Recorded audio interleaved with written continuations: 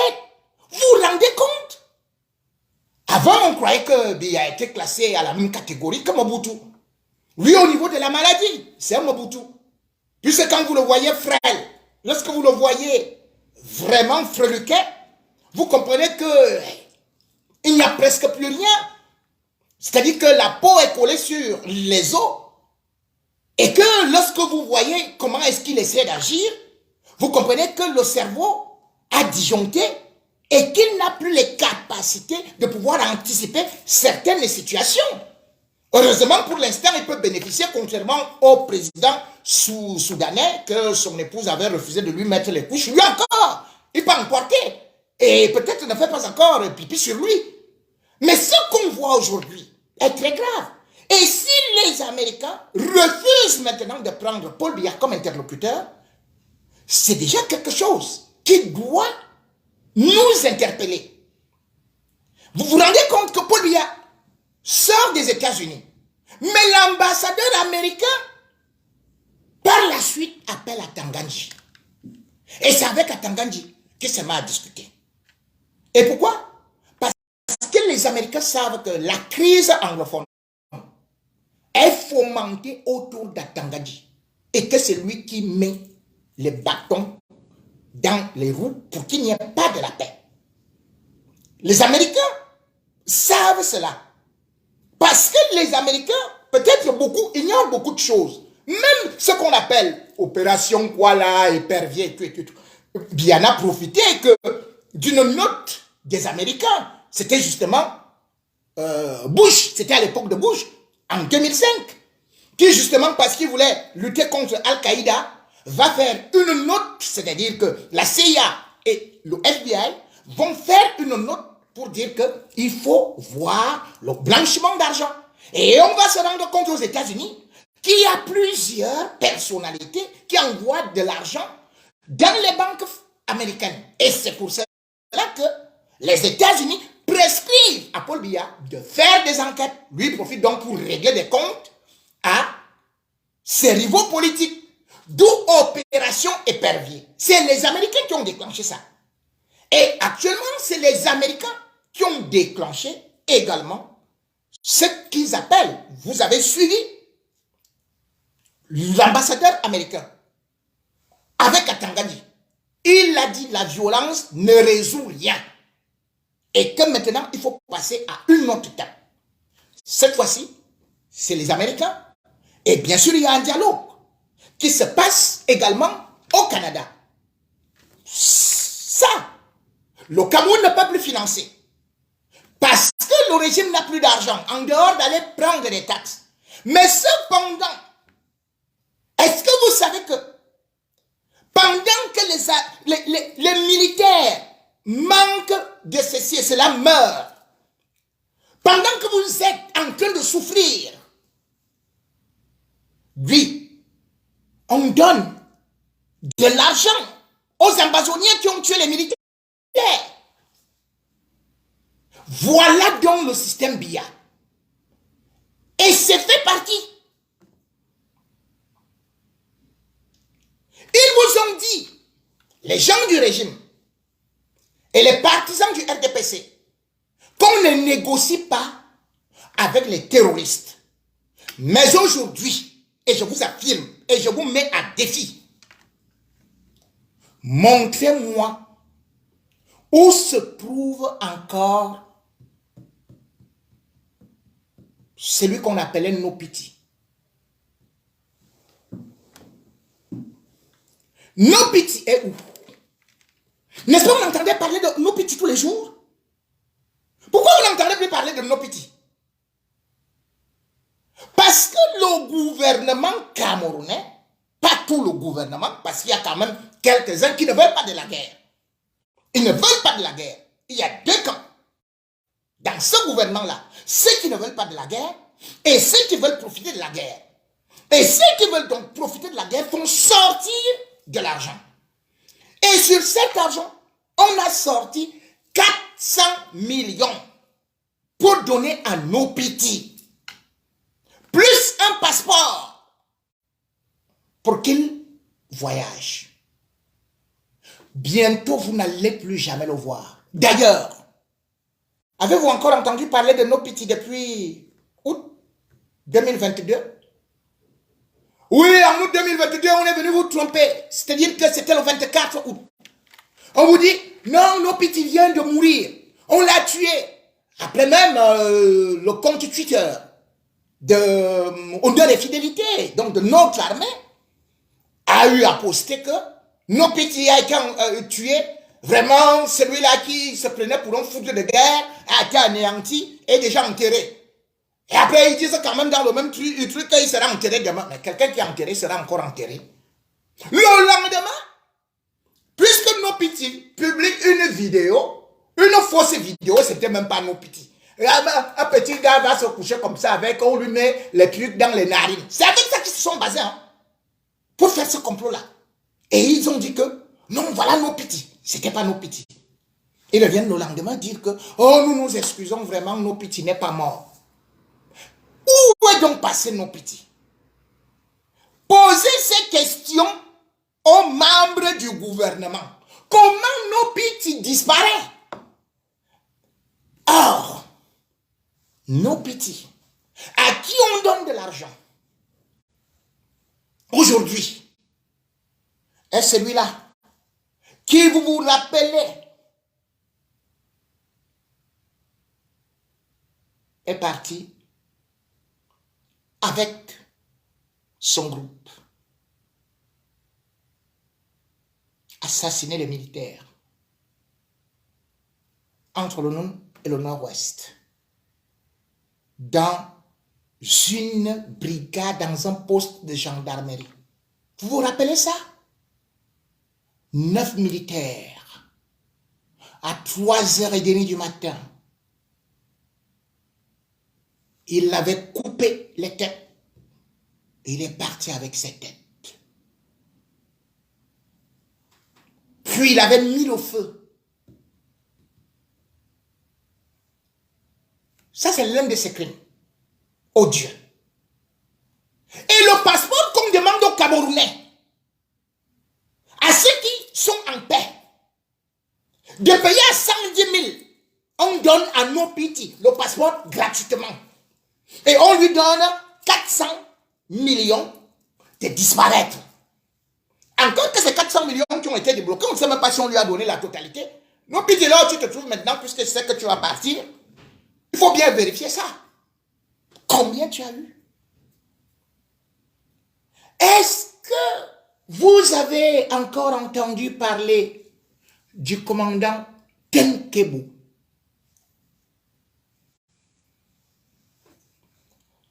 Le commandant Tenkebo est où?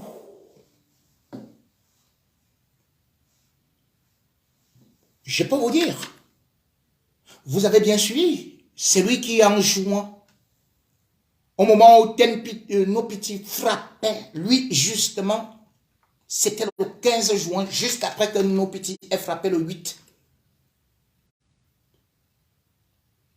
Il enlevait 6 délégués départementaux. 6 délégués départementaux. Le 15 juin 2021. Et puis il avait fait la vidéo où il était en train d'exécuter l'un d'entre eux, c'est-à-dire que le délégué du ministère de l'économie et de la planification. Voilà. Où sont les autres délégués? Non, on n'en parle pas. Le 24 novembre, le même Tenkebo avait attaqué. Ça, c'est la note, et selon Cyril Atonfa, qui est le porte-parole de l'armée. C'est pas Ngono qui dit. Il dit que Tenkebo, avec 10 ambazoniens, 10 terroristes comme il les appelle, c'est l'armée camerounaise qui appelle comme ça, avait attaqué le lycée bilingue de Congo Titi. Ils vous ont dit que c'était à 8h du matin que Tenkebo avait ouvert le feu, boum, boum, boum, et activé les explosifs sur des enfants. Et on dit qu'il y a eu 5 morts. Donc, 4 élèves de 12 à 17 ans et une prof Est-ce que vous savez que Tenkebo a obtenu un passeport camerounais et se trouve actuellement au Canada?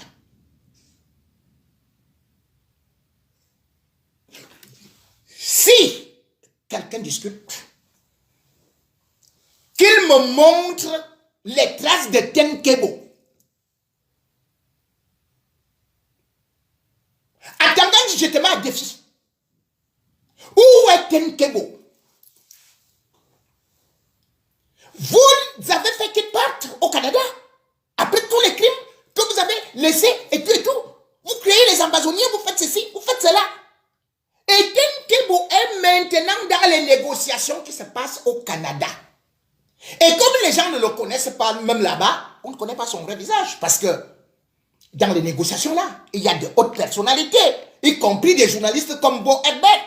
Il y a les Akwanga qui sont là-bas. Et d'autres personnalités que je ne peux pas vous citer nommément. Et je peux même vous dire que, même si Froundi n'y est pas, Froundi fait part de ce dialogue-là qui se passe actuellement entre le gouvernement camerounais.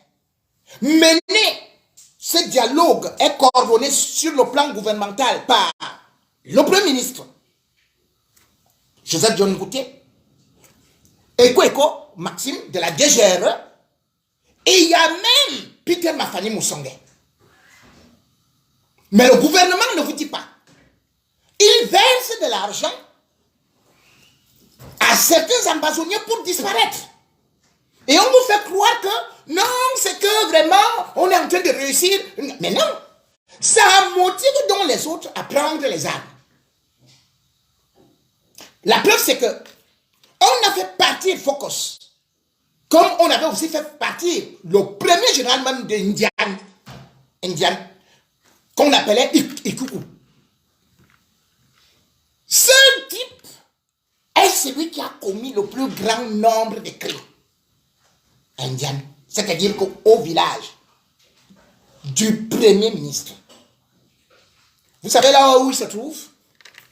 En Italie. Mais vous savez ce que le gouvernement vous a dit? Qu'il avait été tué. Pas qu'il avait été tué. Qu'il voulait traverser une rivière pour aller dans un tournoi qu'il avait organisé. Donc les ambazoniens, les terroristes, organisent même les tournois et vous au gouvernement, vous êtes au courant. Et vous ne faites rien. Et qu'il s'est noyé. Je vous dis qu'il se trouve en Italie. Avec le passeport camerounais. Ceux qui vous ont dit qu'ils étaient en train de combattre à une certaine période, celui qu'on appelait Field Marshal, vous avez constaté qu'avant de mourir, parce qu'il était déjà malade, Field Marshal ne combattait plus. Parce que d'abord, il était parti au Nigeria, et par la suite, quand il est revenu, il avait été attaqué par les éléments des forces armées, parce que les éléments des forces armées que vous voyez, ils ne savent même pas ce qui se passe. Ils laissent leurs femmes à la maison, leurs enfants, et ils vont mourir au front. Et ils avaient attaqué Field Marshal. Field Marshal avait fui. Quand il fuit, il avait laissé son passeport. Field Marshal avait un passeport camerounais depuis 2021 et il devait voyager. Il devait voyager pour les États-Unis. Son voyage était bien programmé. Voilà donc l'argent des Camerounais qu'on dépense. Et on vous dit de payer une guerre. On vous dit de payer les timbres, de faire ceci, de faire cela. Alors qu'on aurait pu faire ce dialogue-là, sans aller par les derrière là, aller payer les gens qui ont tué. Vous partez encore les payer pour qu'ils disparaissent dans la nature. Et d'autres renaissent, comme par exemple, je vous dis, actuellement, là-bas, dans l'Indien, qu'est-ce que celui qui a remplacé l'autre général qui maintenant se retrouve au Canada? Il s'appelle Focus. Donc, l'adjoint de Tenkebo s'appelle maintenant Focus. Et maintenant, on recommence à lui faire la guerre. Parce que lui, il a dit, c'est-à-dire que chacun vient et dit, bon, voilà, moi, je suis déjà tel général et tout, et tout, et tout. Après, on est obligé de négocier avec lui. On lui donne de l'argent, après, il s'en va, on redonne à l'autre. Mais c'est pas possible. À part peut-être le général King Commando à Batibou, qui a été tué par ses propres gens, comme par exemple Fiel Marshall. Non, ce n'est pas nos éléments qui les tuent. On négocie derrière. Et on ne voit pas ce qui se passe. On vient nous pomper de l'air et tout ça. Mais cette guerre ne peut pas finir. Lorsqu'on essaye de faire comme ça, c'est pour ça que l'ambassadeur américain vient voir à Tanganji pour lui dire qu'il y a un fichier aux États-Unis. Il faut arrêter. Vous voyez comment Tanganji le regarde comme ça? Ils sont tous fichés parce que les Américains ne veulent plus cela. Et qu'est-ce que maintenant les autres ont fait? Les élites d'Indiens sont allés recruter maintenant d'autres terroristes, d'autres combattants au Nigeria. On les appelle Niger Delta. Le premier groupe était déjà là, mais ils ont commencé à manquer le respect aux autorités parce que eux, ils dépendent directement de Yaoundé. On les paye et ils font leur boulot. Leur boulot pour combattre aussi d'autres Amazoniens. Là, on les a fait partir. Mais est-ce que vous savez que depuis le 6 décembre 2022, il y a 100 combattants qui viennent du Nigeria, qui ont été recrutés pour venir combattre au Cameroun. J'ai dit bien 100. Et chacun doit être payé à 200 000 francs. Et vous savez d'où sort l'argent? C'est le directeur général de PAMOL qui sort ça. Pour qu'on surveille PAMOL, la CDC, et qu'on surveille aussi les travaux des routes.